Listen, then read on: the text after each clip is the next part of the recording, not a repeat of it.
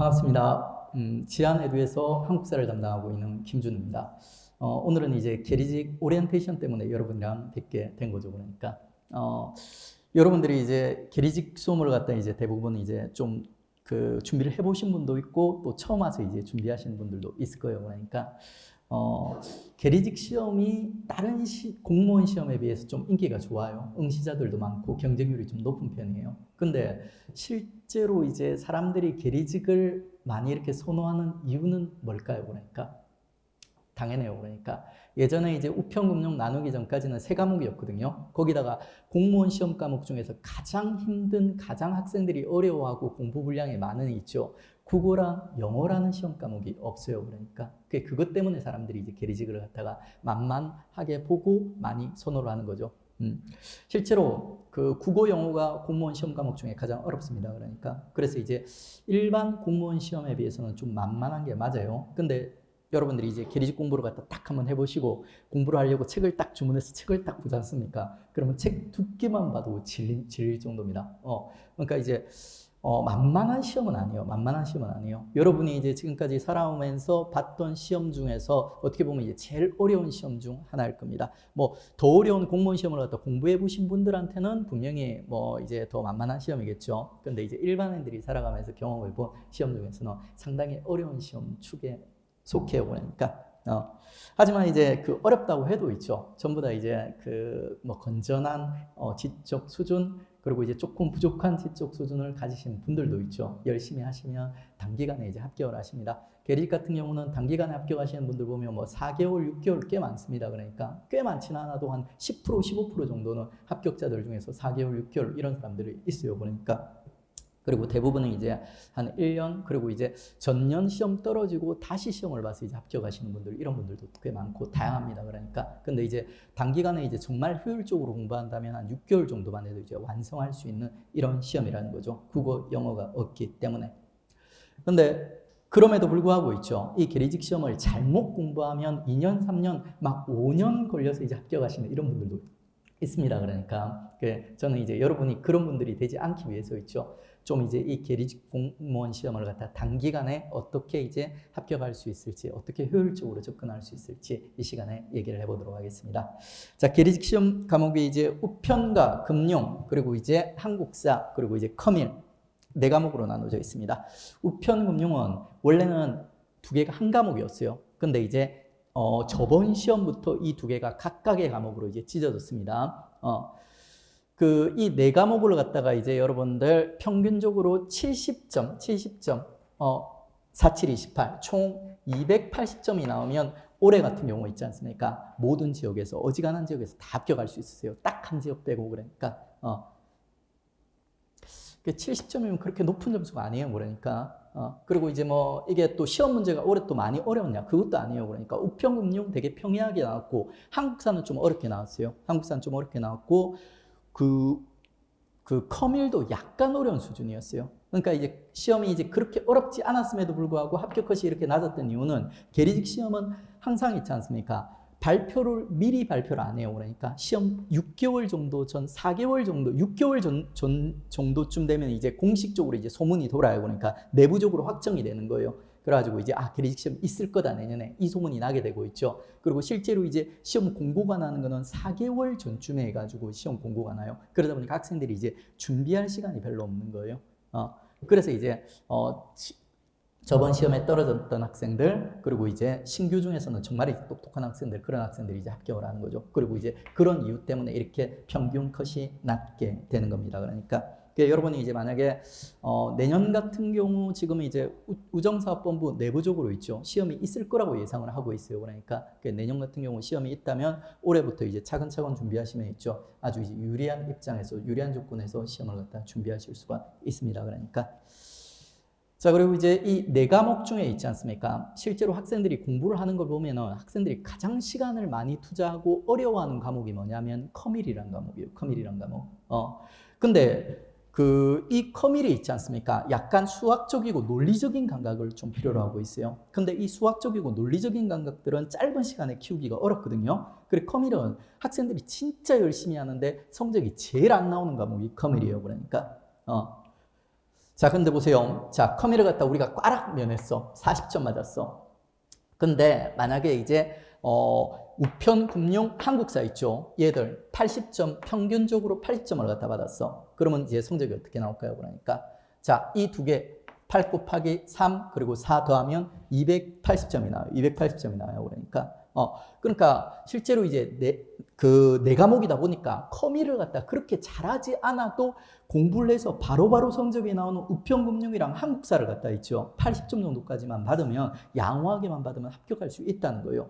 한국사 우편금융은 80점이 아니라 실제로 80점 이상까지도 받을 수 있어요. 95점 이 정도까지도 받을 수 있는 게 우편금융이랑 한국사예요. 그리고 얘들은 공부하면 바로바로 또 성적이 나와요. 그러니까 이런 상황에서 학생들은 웃기게도 항상 커밀부터 시작하고 커밀로 마무리하는 모습을 갖다 보여줘요. 그리고 그렇게 해놓고 나중에 꽈락 받는 학생도 있고 45점 받는 학생도 있고 이래요. 그러니까 자, 그러면 여러분 공부 새로 시작하는 입장에서 커밀에 빠져서 지금까지 이제 여러분 선배들이 공부했던 것처럼 해야 되겠습니까? 아니면 이제 우편금융, 한국사 요쪽에서 먼저 이제 80점 정도 수준까지 올리는 게 효율적이겠어요. 요쪽에 먼저 성적을 갖다 뽑아내셔야 돼요. 40점이면 있죠. 우리가 커밀 시험지를 받아서 하나도 모르는 상태에서 다다닥 찍으면 평균적으로 25점이 나와요. 25점. 그러니까 확률적으로 25점이 나와요. 사지선다니까.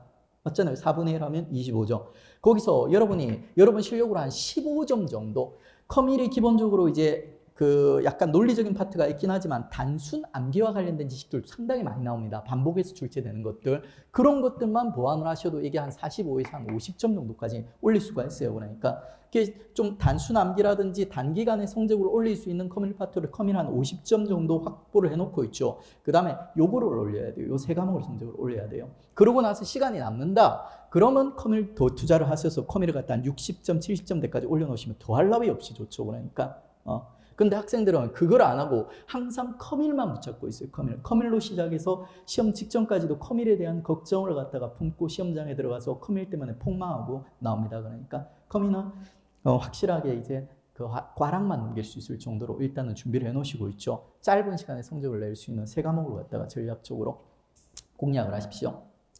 제가 이제 우편금융을 갖다가 책을 좀 보고 어떤 파트들을 갖다 조금 공부를 해봤어요. 그러니까 해봤는데 우편금융은 한국사보다 더 쉬워요. 지금 우편금융이 두 과목으로 나눠져 있지 않습니까? 근데 두 과목의 내용을 합해도 한국사 전체 합한 거랑 거의 비슷한 수준이에요. 그러니까 그래가지고 우편금융이 이제 최고의 전략 과목이 될 겁니다. 근데 이제 우편금융은 새로 만들어진 과목이고 강사들이 잘 가르치는 강사들이 없어요. 그래가지고 뭐가 중요하고 뭐가 안 중요한지, 그러니까 강사들이 그거를 잘 구별을 못 해줘서 그렇지 실제로 이제 이거를 구별할 수 있는 학생들이 공부를 하게 된다면 가장 전략적으로 짧은 시간에 있지 않습니까? 80점, 90점까지 성적을 낼 수 있는 과목이 이제 그 우편금융입니다. 이런 과목을 갖다 먼저 성적을 내야 돼요. 그리고 이제 한국사 같은 경우는 공부를 하면 성적이 바로바로 나와요. 근데 한국사가 공무원 한국사는 공부할 범위가 좀 광대합니다. 되게 넓은 편이에요. 실제로 이제 한국사 전근대 근현대 합하면 우편금융보다도 실제 좀 더 많다고 보시면 돼요. 대신에 이제 한국사는 공부를 하게 되면은 배신하지 않고 성적을 내놓습니다. 그러니까 근데 커밀은 열심히 공부를 해도 막 이런 과목들 세 과목 합한 것만큼 내가 커밀을 공부했어. 근데 나중에 시험장 가면 45점, 막 50점 이렇게 나오는 경우들, 배신을 때리는 경우가 있어요. 그러니까 가지고 이제 배신자 이제 커밀보다는 있죠. 다른 과목을 통해서 이제 먼저 기본 성적을 확보를 하시고, 그리고 시간이 남았다. 그러면 커밀을 갖다 한 70점대에서 80점대까지 한번 올려보십시오. 그러면 이제 여러분 무조건 합격할 수 있는 이런 수준까지 올라갈 수가 있습니다. 이제 네 과목 전체적인 시각에서 있죠. 학생들이 이제 어떻게 시간 분배를 하고 어떻게 접근해야 될지 이제 공부를 했습니다. 커밀에만 빠지지 마세요. 제가 이런 얘기를 해도 있지 않습니까? 학생들 또 나중에 커밀에 푹 빠져가지고 커밀 늪에서 호적되면서 이제 우금 한국사 이제 제대로 공부 못하는 학생들 분명히 생길 거예요. 그러니까 근데 이제 만약에 이제 공부를 하시다가 이제 그런 늪에 빠지게 되시면 제 말을 갖다 한번 떠올려 보십시오. 그러니까 제가 그 계리직 합격자만 해도 거의 300명 넘고 한 500명은 좀 안 되는 걸로 알고 있어요. 그 정도 이제 합격자를 뽑아내면서 계리직 시험에 대해서 이렇게 많이 지켜봤어요. 제가 계리직 면접 강의도 하거든요. 그래서 그 계리직이란 시험에 대해서 좀 잘 알고 있습니다. 초기부터 강의를 했고 합격자도 많이 뽑아냈습니다.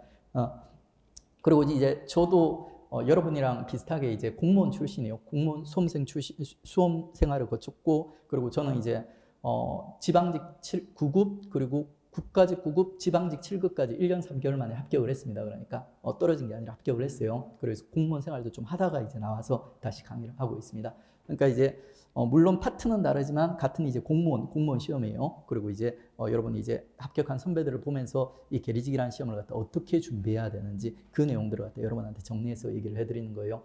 얼마 전에 이제 그 카페에 합격하신 학생이 댓글 하나 달아놨는데 이 사람이 몇 년 전에 자 공부를 갖다 시작하면서 저한테 이제 한국사 공부를 어떤 식으로 시작해야 될까요? 어떻게 공부해야 될까요? 하면서 물어봤거든요. 그래서 제가 댓글을 갖다 몇 줄 달아줬어요. 어떻게 공부하면 된다고. 근데 그 사람이 합격하고 나서 다시 댓글을 달았더라고요. 처음에 제가 공부할 때 이 댓글을 봤을 때는 이게 실제로 이렇게 공부하면 될까 이렇게 의구심이 들었는데 자기가 합격하고 나서 있잖아요. 합격하고 나서 이 댓글을 갖다 다시 봤는데 자기가 합격하고 난 이후에 다른 사람이 나한테 공부 어떻게 하면 물어볼 때 자기가 해주는 대답이랑 똑같더라는 거예요. 그러니까 지금 여러분 막상 공부 시작하는 입장에서는 제가 하는 말이 이게 뭐 그냥 헛소리고 그냥 이렇게 아닐 수도 있지 이렇게 생각할 수도 있지만 나중에 여러분이 이제 합격권까지 가가지고 합격하고 나시면은 제가 했던 말이 옳은 말이라는 걸 갖다가 이제 깨달을 수 있을 거예요. 그러니까 일단은 조금 의구심이 들더라도 일단 믿고 한번 따라가 보세요. 카메라만 빠지지 말고 세 과목 골고루 전략 과목들을 갖다 먼저 성적을 갖다 뽑아내세요. 자, 그러면 이제 전체적으로 이제 어떻게 접근해야 될지 이제 얘기를 했고요. 제가 이제 한국사 강사다 보니까 그 다음에 이제 한국사랑 과목, 계리직 한국사랑 과목을 어떻게 이제 여러분이 접근해야 될지에 대해서 얘기해 보겠습니다. 공무원 한국사 되게 어려워요. 전국에서 이제 행해지고 있는, 우리나라에서 행해지고 있는 여러 가지 이제 한국사 시험 중에 가장 어려운 시험이 공무원 한국사예요. 그 다음에 이제 이 공무원 한국사 중에서도 계리직 한국사는 악명이 높아요. 좀 많이 어렵게 나옵니다. 그러니까 이 어려운 계리직 한국사 있죠. 근데 그 어려움에도 불구하고 실제로 수강생들 중에 보면은 막 정말 이제 계리직 한국사 평균 막 50점 나올 때 꽈락이 한 3분의 1 정도 나오던 이런 시기에도 있지 않습니까? 막 85점, 0.01%, 막 0.001% 찍었던 학생들이 많거든요. 그런 학생들이 이제 어떻게 계리직 한국사를 갖다 접근했는지, 계리직 한국사를 갖다 여러분이 이제 완성하기 위해서, 짧은 시간에 완성하기 위해서 어떻게 공부해야 되는지 설명을 드리겠습니다. 자, 첫 번째는 있죠. 기본 기출에 충실하게 이제 공부를 갖다 해야 됩니다. 그러니까 그 계리직 한국사도 좀 변태 같은 문제들이 많이 나오긴 하지만 그럼에도 불구하고 그 뿌리는 공무원 한국사에 있어요. 그래서 이제 계리직 한국사를 갖다 접근하려면 일단은 이제 공무원 기출들이 있지 않습니까? 공무원 기출들을 갖다 바탕으로 해서 공부를 갖다 해야 되고, 그렇다고 해서 여러분이 공무원 기출을 갖다 모아놓고 양치기를 하라는 얘기는 아니에요. 양치기가 뭔지 아시죠? 기출만 계속 반복해서 푸는 거예요. 그러다 보면은 자기도 모르게 뭐가 중요한지 포인트를 갖다 깨닫게 돼요. 그러니까 그래가지고 이제 어느 정도 이제 성적을 갖다 뽑아내는 방식이에요. 되게 짧은 시간에 일정 수준까지 성적을 뽑아내는 공부 방법 중에 되게 좋은 방법입니다. 이런 식으로 하면 이제 한 50점에서 60점 정도까지 되게 짧은 시간에 끌어낼 수가 있어요. 그러니까 쓸데없는 거 공부 안 하고. 근데 그 공무원 시험은 한국사 60점 이렇게 받아가지고 합격하기 어렵거든요. 한 80점에서 그 이상 70점, 적어도 70점 이상은 받아줘야지 다른 과목 이제 그 고려해가지고 이렇게 합격 확률이 높아지는 거예요. 그래서 이제 이 계리직 한국사를 갖다 여러분이 이제 고득점을 하려면 어떻게 공부해야 되냐? 계리직 한국사가 엽기적으로 나옴에도 불구하고 그 뿌리는 공무원 기출이기 때문에 공무원 기출을 갖다 여러분 열심히 중심으로 공부를 해야 되고, 이거를 여러분 혼자서는 하기가 어려워요. 그러니까 여러분이 혼자서 해도 할 수는 있어요. 근데 시간이 더 많이 걸릴 거고, 그리고 이제 재능이 있는 소수의 사람들만 혼자서 스스로 정리할 수가 있습니다. 그러니까 이제 기출에 충실한 이제 강의를 갖다 들으시면 돼요. 그러니까 제 강의도 이제 그런 강의 중에 하나가 될 거고요. 이제 계리직 한국사를 갖다가 여러분 단기간에 고득점으로 이제 완성하기 위해서는 일단 기출에 충실한 내용 공부를 해라. 그러니까 저 자체도 이제 그 공무원 시험을 갖다 되게 단기 합격을 했는데 그걸 합격할 수 있었던 이유가 기출에 충실하게 이제 공부를 했기 때문입니다. 그 강사들 중에 보면은 되게 이제 기출이랑 관련 없는 내용들을 갖다 되게 많이 설명하는 강사들이 많아요. 그러니까 근데 이제 그런 내용들은 여러분 스스로 알아서 좀 지키십시오. 그러니까 그러면 이제 공부할 범위들이 많이 줄어들 겁니다.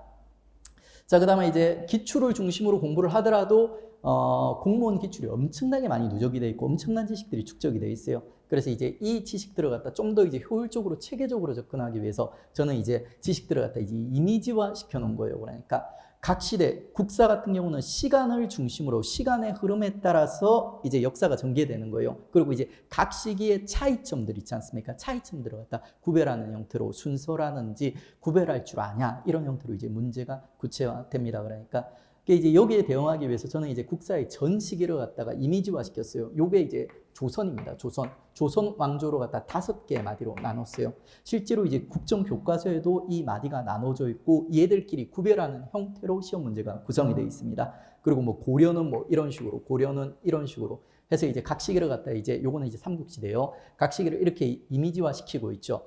요 각 시기의 특징들, 캐릭터를 갖다가 잡고 있죠. 그리고 이제 그 안에 이제 주인공들이 막 등장하는 거예요. 요게 조선인데 조선의 첫 번째 마디거든요. 관합주독이라 해서 조선이 이제 건국되던 시기예요.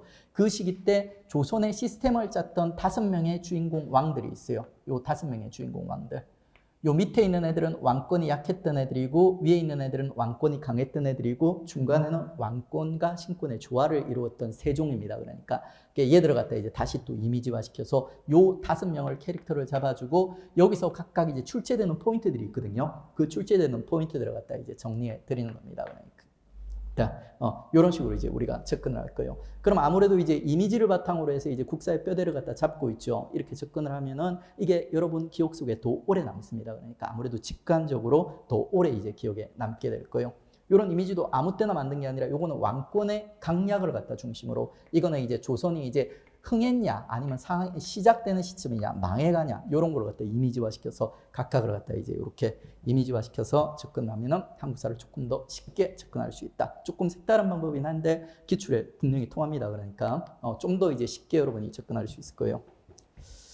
그 다음에 두 번째는 공무원 한국사가 엄청나게 방대한 지식을 다루거든요.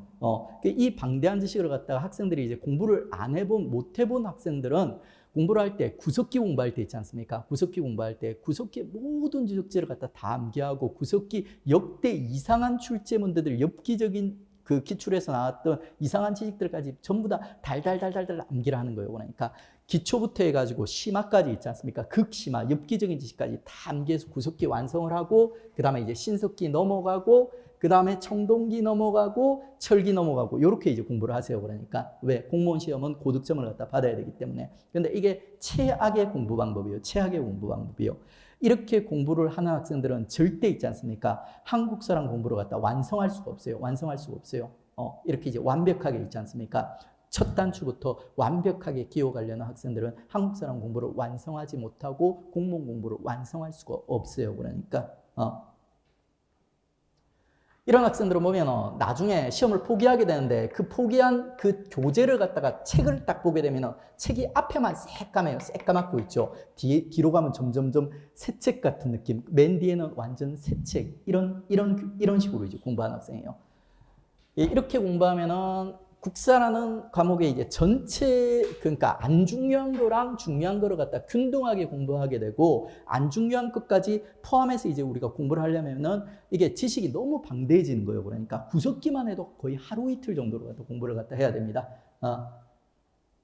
이렇게 공부하지 말고 있지 않습니까? 각 파트별로 가장 중요한 있지 않습니까? 기초 기본 지식들 있죠. 요 지식들을 갖다가 먼저 확실히 이제 공부를 하는 거예요. 반복을 해가지고. 그래서 이제 한국사에 이제 뼈대를 갖다 잡는 거예요. 뼈대를.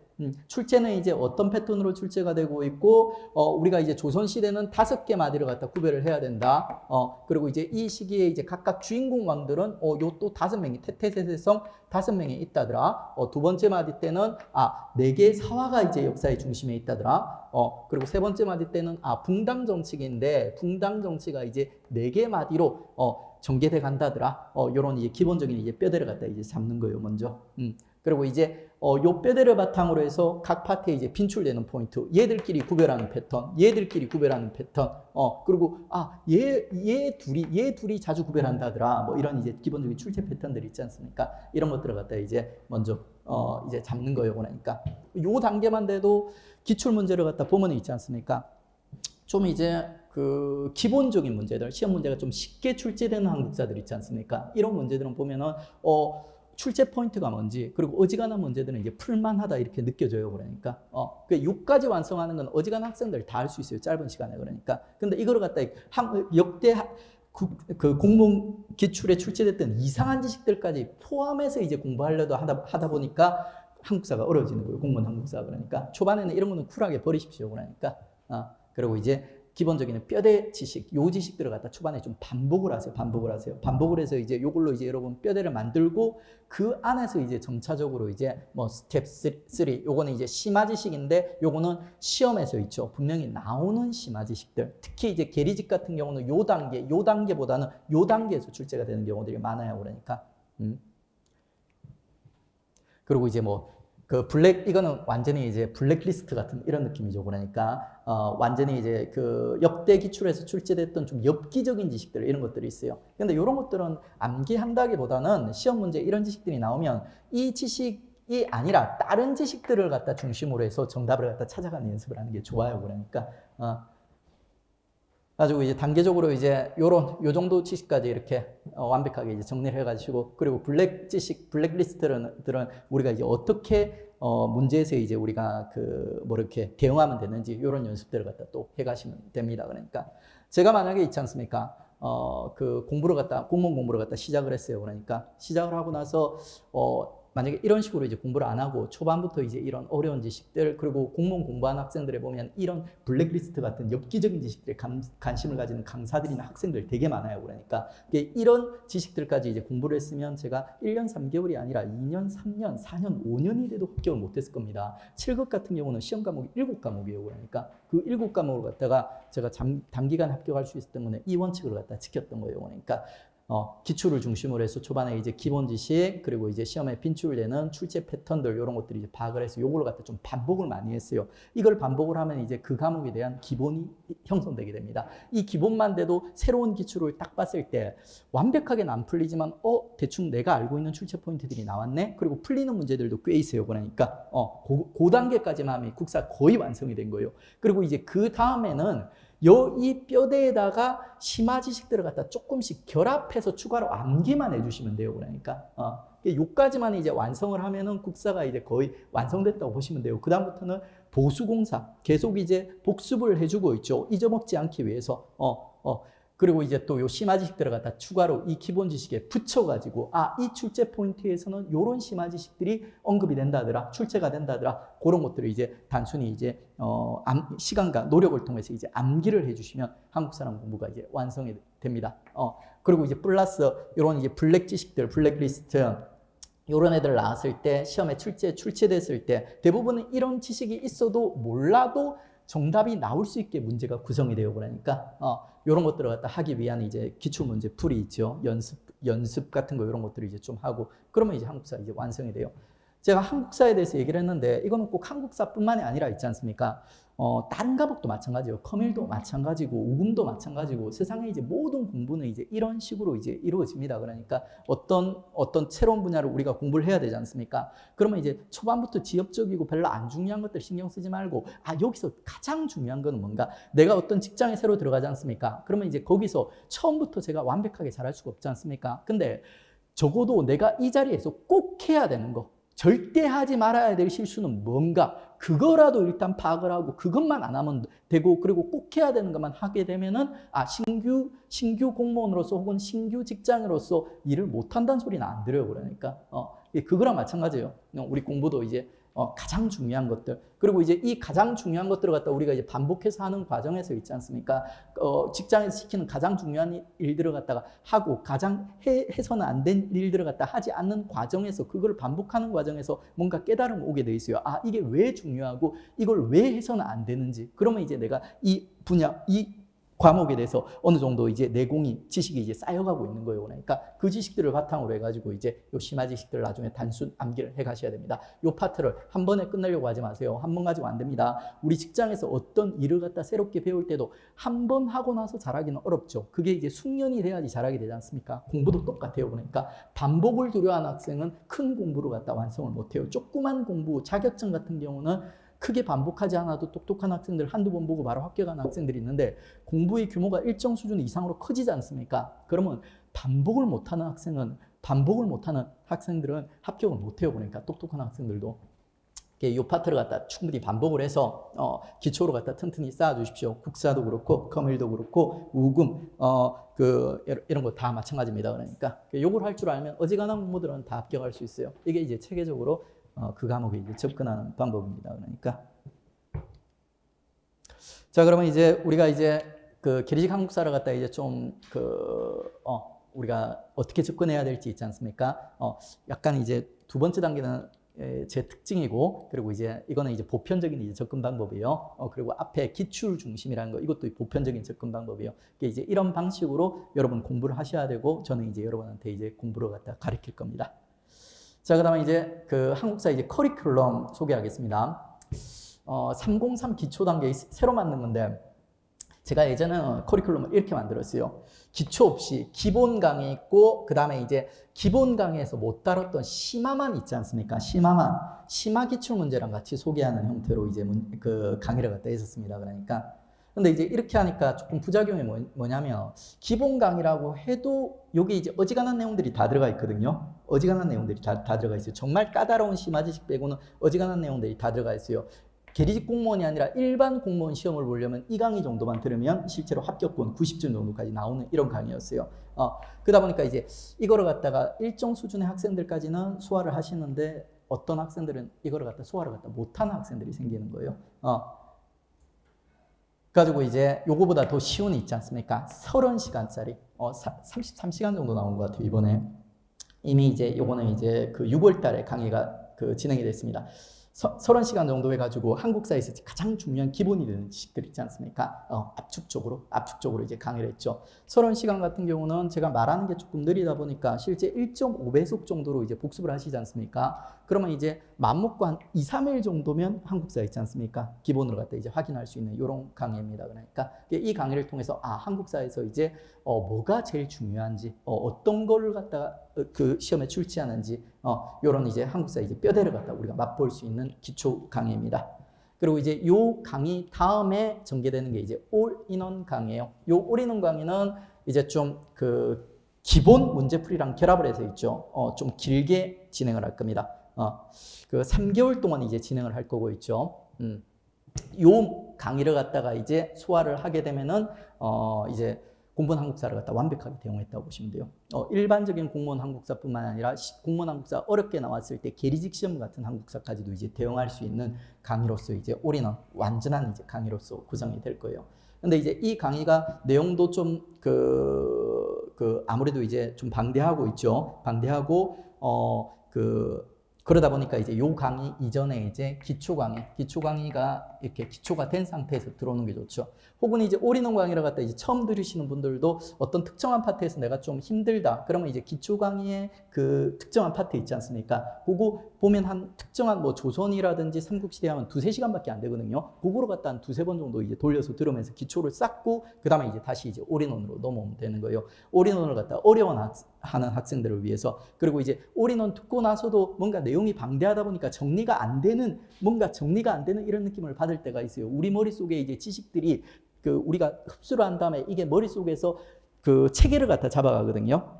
근데 처음에 받아들이고 나면 이게 그러니까 스스로 체계를 갖다 잡지를 못해요. 그러니까 막 머릿속에 지식들이 흩어져 있어요. 그러니까 이런 흩어져 있는 지식들을 갖다 정리하는 차원에서 좀 더 쉬운 있죠. 기초 강의를 갖다 다시 한번 들어주시면 이게 그거였구나, 여기에 위치하고 있었구나 하면서 이제 전체적인 이제 요런 이제 뼈대 같은 걸 잡는데 이제 도움이 많이 되는 게 기초 강의입니다. 올인원 강의를 갖다 보조하는 강의가 이제 기초 강의라고 보시면 돼요. 그리고 이제 올인원 강의에서 어지간한 지식들은 다 다루는 데 있죠. 좀 되게 좀 엽기적인 지식이라든지 좀 원래 시험에 나오긴 한 데 있지 않습니까? 되게 처음 국사를 공부하는 학생들한테는 언급하기 좀 까다로운 지식들이 있지 않습니까? 그런 지식들이 있어요. 그 내용을 하다 보면 학생들이 한국사의 흐름을 놓쳐가지고 그 뒤에 흐름까지도, 내용까지도 따라오지 못할 법한 이런 좀 까다로운 지식들이 있어요. 그러니까 그런 지식들을 이제 전달하다 학생들이 이제 막 이렇게 좌절을 느끼고 국사를 하게 되는 경우들이 또 있거든요. 그래서 이제 제가 올인원 강의 들으면서 여러분 포기하지 말라고 좀 까다로운 지식이라든지 혹은 시험에 나올 확률이 낮은 있죠. 요런 이제 심화 포인트들, 엽기적인 심화 포인트들이 있죠. 요거는 따로 이제 교재에도 이제 표시를 해놨는데 QR코드 있죠. QR코드로 이렇게 QR코드를 갖다 심어놨어요. QR코드. 그래가지고 이제 요 까다로운 코드는 올인원 강의 확실히 소화한 다음에 있지 않습니까? 학생들이 이제 이 QR코드를 찍으면은 유튜브로 연결이 돼요. 거기 보면 이제 그 주제와 관련된 영상들이 짧게 한 3분에서 5분 정도 있지 않습니까? 이렇게 이제 연결이 되어 있습니다. 그래가지고 이제 여러분들이 일단 올인원까지 완성하는 게 먼저예요. 그러니까 올인원을 갖다 완성을 하시고 그게 이제 반복을 통해 가지고 충분히 완성이 됐고 추가적인 지식들을 갖다 내가 받아들일 수 있을 정도로 지식이 체계가 잡혀 있다. 그러면 그때 가가지고 이제 필요한 지식들을 갖다 여러분이 짧게 어려운 지식이니까 한 3분 정도 이 정도로 해가지고 있지 않습니까? 이렇게 확인하면서 보충해 가시면 됩니다. 요까지 하시면 이제 공무원 한국사와 관련된 있죠. 지식적인 측면에서는 완전하게 이제 완성이 되어 있습니다. 되는 겁니다. 그리고 이제 그 다음에 지금 제가 이제 여기 커리에 표시를 못했는데 그 다음에 이제 연결되는 게 이제 심화 문제풀이에요. 그냥 문제풀이입니다. 그 올인원 강의를 하면서 제가 이제 가장 중요한 출제 유형들 있지 않습니까? 같이 풀어드릴 거예요. 얇은 기본 문제집이랑 연결해가지고. 그리고 이제 그 다음에 그 올인원 강의와 요 기본 문제집을 갖다 완전히 여러분이 달달달 암기를 하고 체계를 잡고 나서 그 다음에 이제 좀 다양한 변형된 문제들을 갖다 또 풀어봐야 될 거지 않습니까? 계리직 같은 경우는 이 과정이 꼭 필요해요. 그러니까 일반 공무원 같은 경우는 그 올인원하고 기본 문제만 좀 풀어도 그 뭐 어지간한 시험들이 이제 다 이제 합격권 이상으로 성적이 나오거든요. 근데 계리직은 그렇게 안 돼요. 그러니까 계리직은 이제 심화 포인트까지, 심화 문제들까지 충분히 이제 다루셔야 됩니다. 그래가지고 이제 심화 문제들, 다양한 유형의 이제 문제들을 갖다 이제 접근하는 연습을 하는 이제 문제풀이 강의가 연결이 될 겁니다. 그러니까 요거는 이제 별도의 강의는 아니에요. 여러분이 QR을 통해서 교재에 있는 QR을 통해 가지고 여러분이 이 지식들을 갖다 이제 보충을 하시면 되는 겁니다. 그리고 이제 뭐 마지막 단계가 이제 뭐 모의고사라든지 그리고 이제 상황에 따라서 기타 특강 같은 거 있지 않습니까? 이런 게 이제 진행될 수도 있습니다. 그러니까 이런 식으로 이제 커리가 구성이 되어 있습니다. 한국사 같은 경우는. 자, 이렇게 해서 이제 여러분이 이제 계리직 공부를 처음 시작하시는 입장에서 전체적으로 이제 네 과목 밸런스를 갖다 어떻게 잡아야 될지에 대한 제 생각과 있죠. 그리고 이제 한국사를 갖다가 여러분들이 그러니까 좀 더 이제 체계적으로 그리고 단기간에 이제 완성하기 위해서 어떻게 접근해야 될지에 대해서 말씀을 갖다 드렸습니다. 자, 이로써 이제 계리직 오리엔테이션을 이제 마무리하도록 하겠습니다. 제 시간은 마무리하도록 하겠습니다. 그러면 수고하셨습니다.